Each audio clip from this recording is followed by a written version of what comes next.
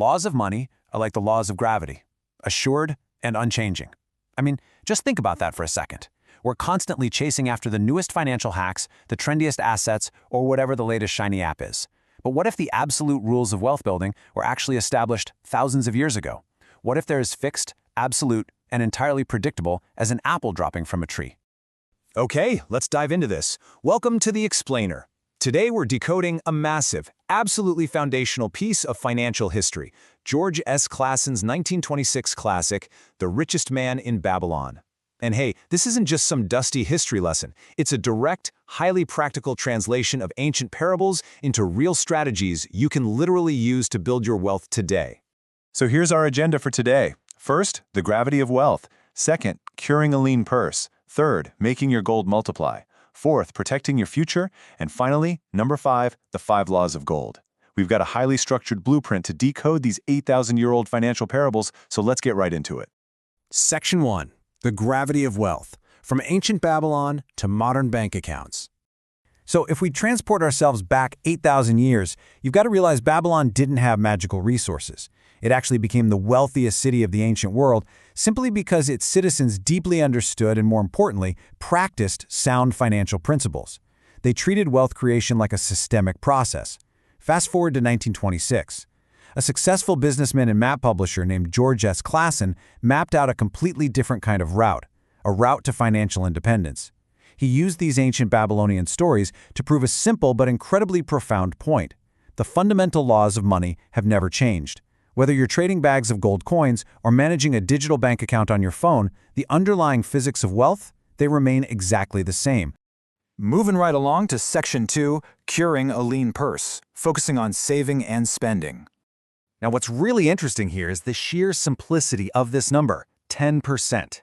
This is cure number 1, and it demands that you pay yourself first. You absolutely must save at least 10% of everything you earn before you pay a single bill, before you buy groceries, and definitely before treating yourself. It's the non-negotiable first step to fattening up your purse. Look at it this way. If you earn it, 1/10 of it is yours to keep, permanently. You know, it's actually pretty funny to realize that we humans have been struggling with lifestyle creep for 8,000 years. Cure number 2 hits the nail on the head, warning us that we have to control our expenditures by distinguishing between our actual, real-deal needs and our mere desires. Because here's the truth, if you don't actively resist the urge, your expenses will miraculously always grow to match your income. It happened in ancient Babylon, and trust me, it happens every single day right now. All right, on to Section 3, making your gold multiply, which is all about the labor of wealth. Because wealth isn't just about saving your money under a mattress, it's about taking those accumulated savings, that 10% you've been aggressively protecting, and putting it to work. Let's group Cures 3, 5, and 7 together to see how this plays out in the real world. Step 1 is making your gold multiply by investing wisely. Think of it like this. Gold labors diligently for the person who finds it profitable employment. Step 2 is owning your home. Making your dwelling a profitable investment is a huge, incredibly wise move, provided you stay within your means, of course. And step 3, improve your skills. You have to actively increase your own fundamental ability to earn. The more we know, the more we may earn. So the crucial point is that your own mind and your own skill set are, without a doubt, your primary engines for wealth. As you perfect your craft, your ability to generate more income just naturally increases.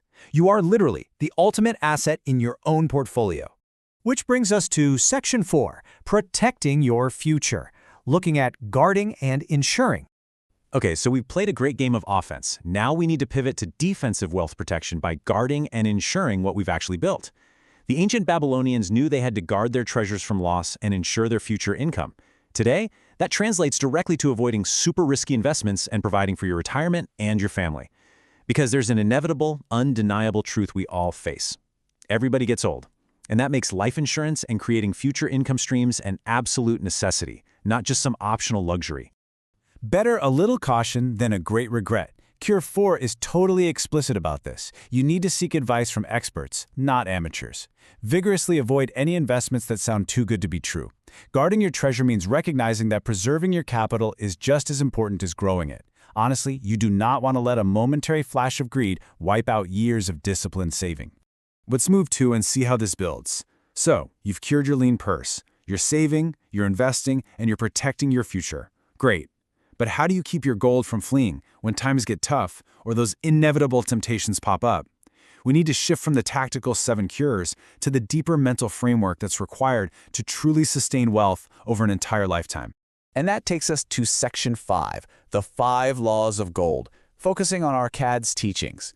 Here is where we meet Arcad, the main guy in Klassen's parables and literally the richest man in Babylon. But he isn't just rich for a day. He teaches his son these 5 absolute rules of the game to secure multi-generational wealth. And this brilliantly illustrates how wealth operates almost like a living entity that reacts to your choices. Law 1 shows that gold comes easily and increasingly to those who save 10%. Law 2 shows it labors diligently for those who find it profitable employment. Law 3 proves it clings to protection when invested with wise people. But you've absolutely got to heed Laws 4 and 5. Gold slips away when forced into unfamiliar purposes, and it completely flees from the person who trusts tricksters or tries to force impossible returns.